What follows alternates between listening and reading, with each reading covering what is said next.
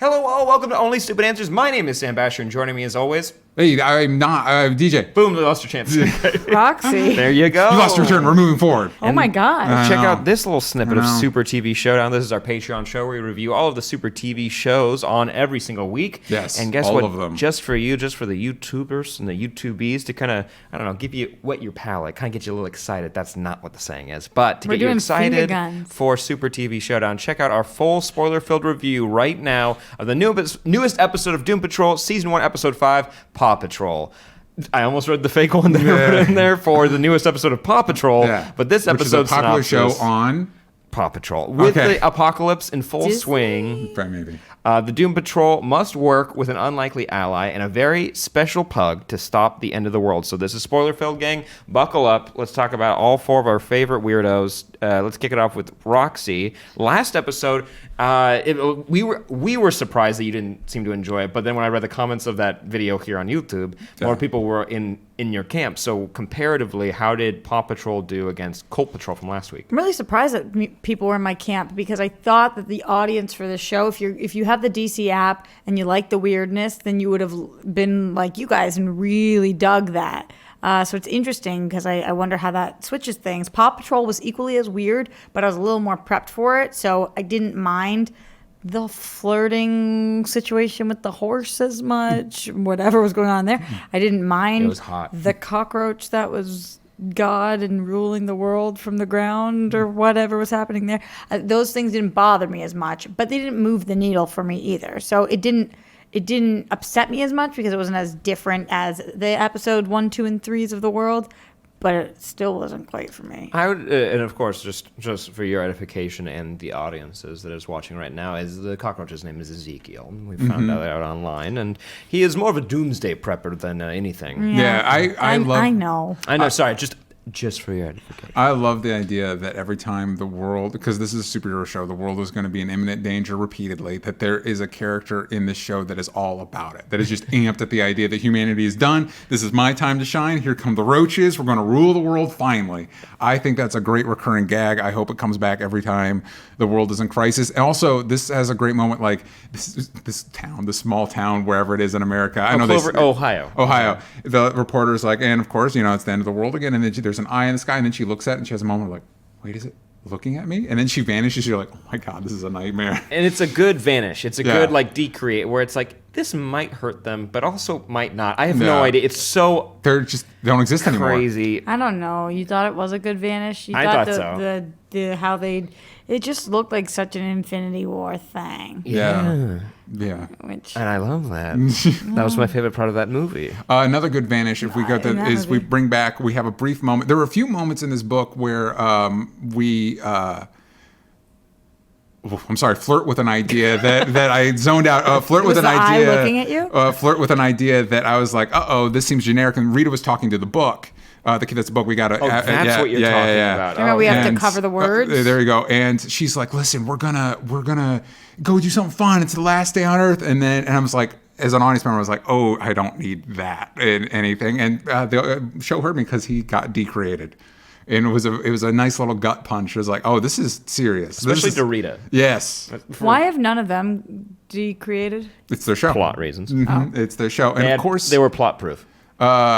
I just didn't know if because they don't age and the extra things that have gone on and are mechanical for some of them, could they? They do spend a lot of the episode indoors. Yeah. So maybe it's not able to see them right away. So why wouldn't everybody? But Willoughby, something in his hand decreates. Oh, yeah. And that's indoors. I don't know. And somebody's car decreates. Yeah. I mean, I guess that isn't indoors, but it is an indoor. But no one, so their car did, but no one was inside of it. So they didn't fall out of it. But I didn't see anybody, if your whole house could decreate, wouldn't everybody inside of it decreate? Yes. Yeah, he decreates everything. But I love Mr. Nobody's reasoning for wanting to participate in I can't let the world in. I haven't even been in the last 2 episodes. I refuse to let this happen. And I like that it was Alan Tudyk. It was like, hey, I will say, because sometimes these shows don't have the greatest CGI, I appreciate what they're trying to do for Mr. Nobody. Mm-hmm. It is rough and confusing what I'm exactly looking at when I see him in his jigsaw puzzle body. So it's fine showing him like a person. What he used to look like, and in his universe or wherever they are, he can look like whatever he wants. So he looks like Alan Tudyk, who just ran into the studio after being outside. He looked he looked the most normal I've ever seen him. He may not even have had makeup on. Like I was on board, and he's just slowly torturing Niles in like weird ways. And we get to see the return of Niles. Yes, he's able to come back, and Timothy Dalton's great. Maybe that's why this episode was slightly better for me as well. Look at them eyebrows. Look at them. Those are some James Bond eyebrows if I've ever seen them. Are you guys more or less on board with him in terms of him being a good guy after this episode? I like that it's just he maybe did the best he can, and the best he can is still very bad. I like that he cares. He cares about, like, it's so clear that he cares a lot about him, and I like... Especially about Cyborg. I feel like he really cares about Cyborg. Yeah. And just maybe because he's younger than everybody else he's worked with, and it's like he's the most okay out of all of them. Rita could be argued that, like, maybe she's the most okay, too. But Cyborg, like, he can be a hero. I mean, if she can keep her stuff on... Like on lock, she looks normal. She's oatmeal. She's literally oatmeal. She is oatmeal in a loose balloon. She gets us through the donkey like oatmeal. Oh yeah, she's the most normal. If she could focus, she could live the most normal life. She doesn't immediately kill or frighten anyone that's around her unless she loses control. That's true. Jane, that's a whole different thing. But anyways, I like that, and also I want to come back around to like Cyborg's moment at the end of the episode because I have questions. But I also really enjoyed this could really have a lot of implications moving forward, especially for Silas and everything. But anyways, going back, we see Niles and Mr. Nobody decide that the best way to fight a cult is with a cult that believes in the exact opposite of what you have. Yes. And he's like, so we have to create someone back in time, which Mr. Nobody could do. Yeah. And which means Mr. Nobody, maybe fight at a different point in time if you can move through time like it's nothing. Yeah. It doesn't matter.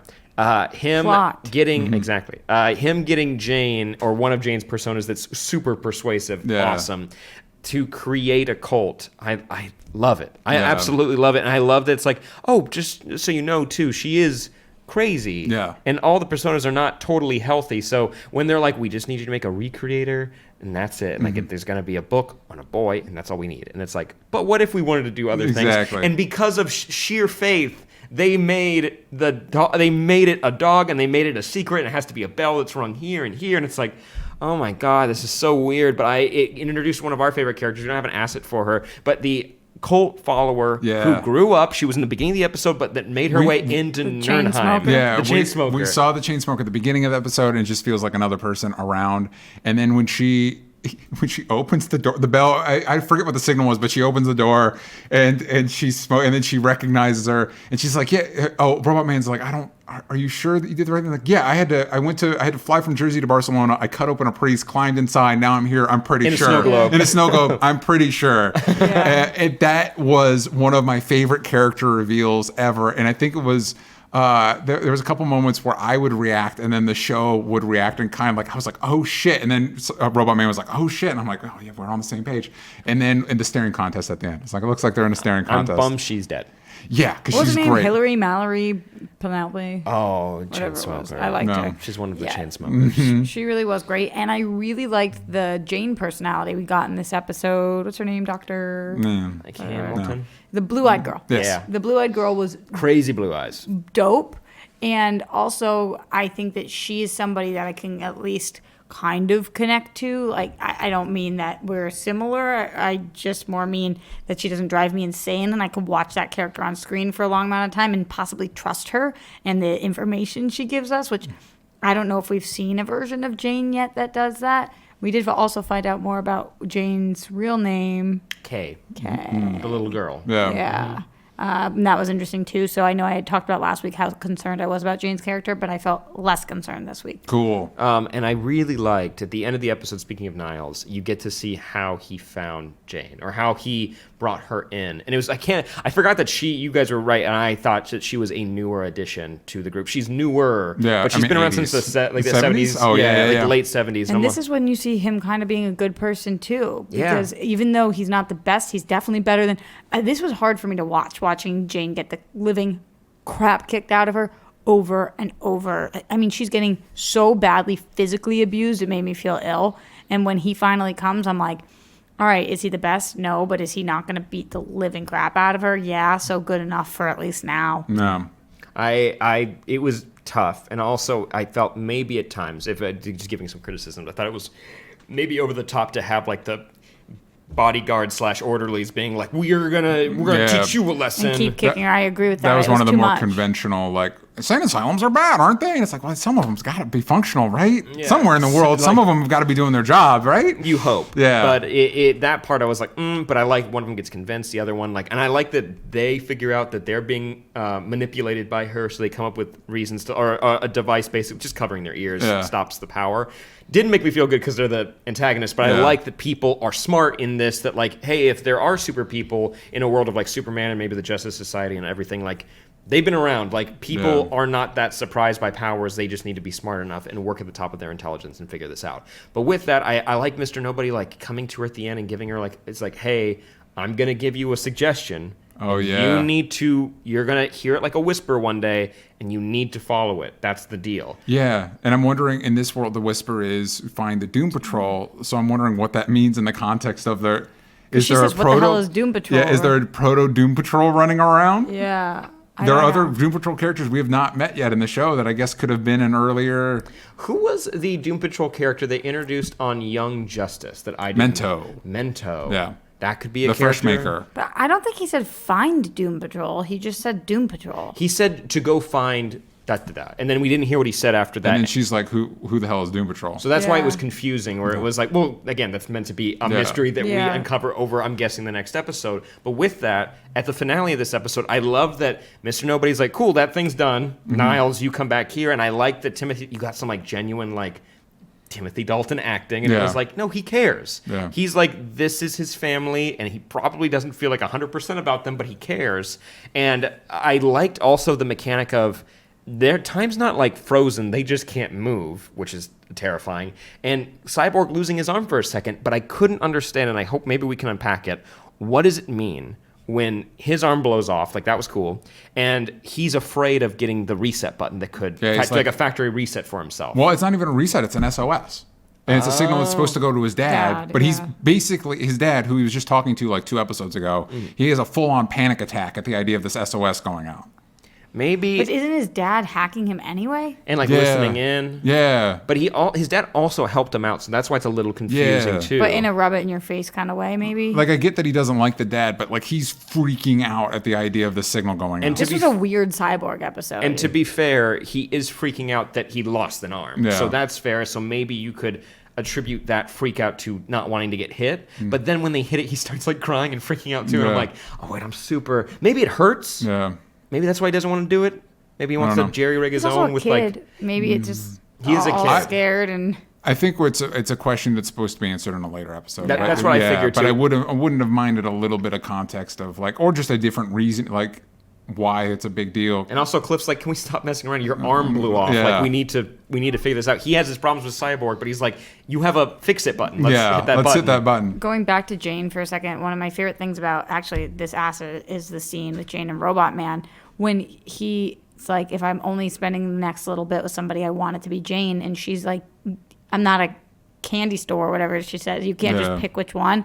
That really resonated with me as well. And you kind of feel bad for her because she says we all have emotions just like Jane. And even Hammerhead, I'm sure, like has a softer side to her. And I thought that was really cool, starting to see this relationship between the two of them. And imagine wanting your best friend to be somewhere or whatever relationship that is, and they're physically there, but they're not mentally there. And you're like, but can't I pick which person I'm talking to? That was an interesting thing. I can't wait to explore more of.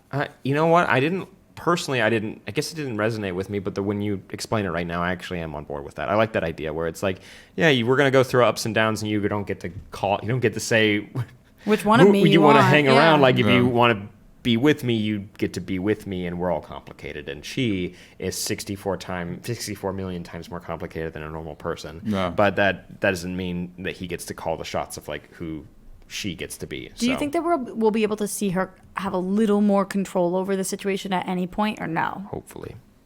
Because I'm hoping for that. Yeah. I'm not bothered by it. I personally would just like maybe tone down her screaming at people. And I'm just like, and it was fun seeing like Penny come up, and I like seeing the Doctor, and it's like, I just wish Hammerhead specifically didn't get as much screen time as like, actually, I still don't know who Jane is. Jane, like, is shown up maybe in a total of like 3 minutes of the show, and I'm like, I kind of want to know who Jane is. I think Jane is who we get a majority of the time. No way. Hammerhead screaming and punching and kicking people. I feel in the like crotch. that's rarer. It Really? maybe stands out more, but the majority is the default is Jane is my I interpretation. feel like we only get her when she's entering or exiting a room. Like, oh, hey, Jane. There and you then go. very quickly, she's either Hammerhead or British or a child. I did like or, the child one. That was funny. You know, we got or the doctor. I don't feel like we ever are seeing Jane. I have no idea what Jane's personality is. Oh, by the way, the whole like scene where she's doing her painting from like an episode or two ago, that's like verbatim. Maybe you showed it to me or somebody, but like it might be in the Discord on our Patreon, which somebody pointed out that scene of her on the hill painting and doing that exact piece of artwork is from Grant Morrison's Doom Patrol comic. Like, Amazing. that is like Love literally it. lifted and the dialogue. It's, No. it's crazy. But just trying to sift through all the other things that we got. Another giant eye. I'm like, great. Yeah. Why? Why is it? But who And cares? it's funny too because at first it just looks This- like a full face, but then they start looking at each other, so it looks cross-eyed. It's a Staring fun competition. Yeah, it's a fun visual. Gag. And then they just blink each other out of existence. Yeah. Another eye thing. There you go. What does that mean for the future? Oh, no idea. Yeah. Not a clue. I'm not even sure everything got recreated. Like we know with Elliot, like Elliot might not be back. yeah.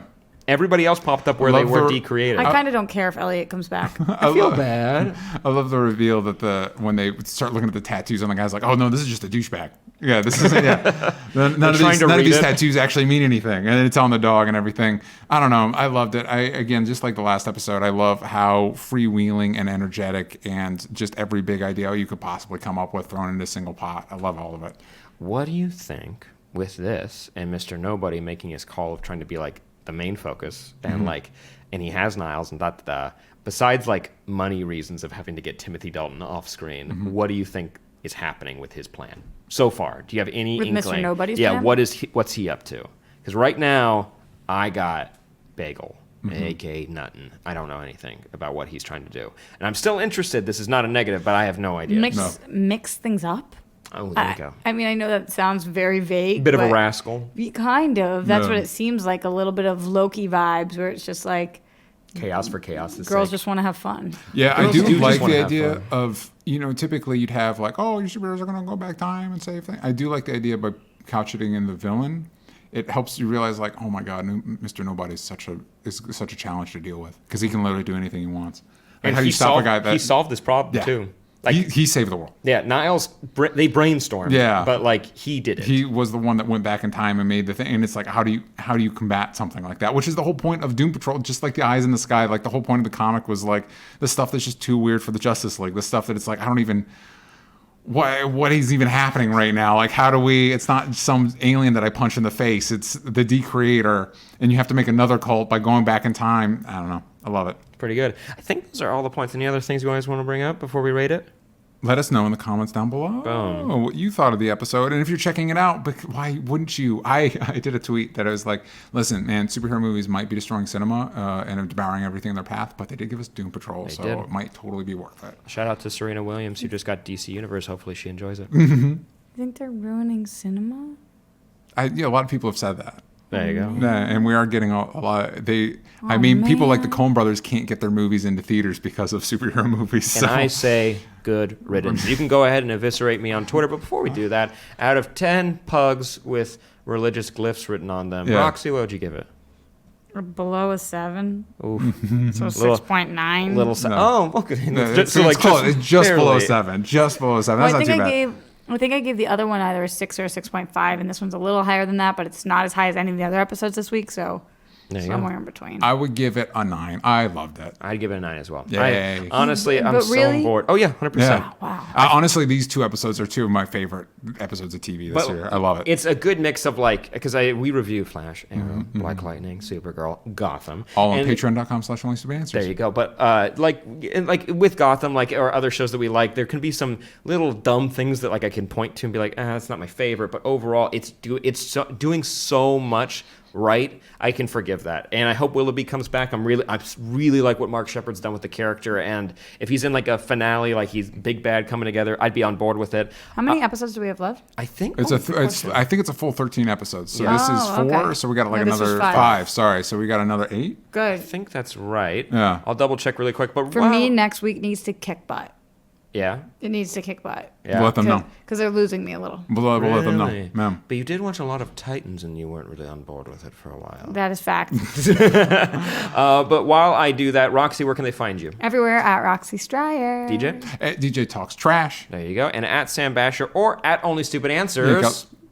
Yank out the vowels from stupid. I'm sorry. She did it well on the sorry. Patreon. We had to do I was it. too slow today. And that is going to be 13 episodes, so we're 5 through. Let us know what you thought so far in the comments down below. Are But you what more... if they do what Titans did, where they just decide to have a different amount of episodes than they said? I have a feeling the production of this is going smoother. Okay. Yeah, and I'm so in love with this show. But let us know what you think. Make sure you like, comment, share, and subscribe to Only Stupid Answers, and make sure you subscribe to our Patreon as well, where you can get audio versions and video versions of Super TV Showdown, as well as a bunch of other stuff. Don't miss out. You can actually find it right over there by clicking right above Roxy's head. Above Roxy's head. Above Roxy's head. There it is, right over there. She's linking it right now. And you can also, there's a video right here you can click on, and you can go to onlystupidanswers.com for podcast merch and all the other goodies. But until then, see you next time. Bye-bye. Beep, beep. Yank out the vowels from stupid. Stupid.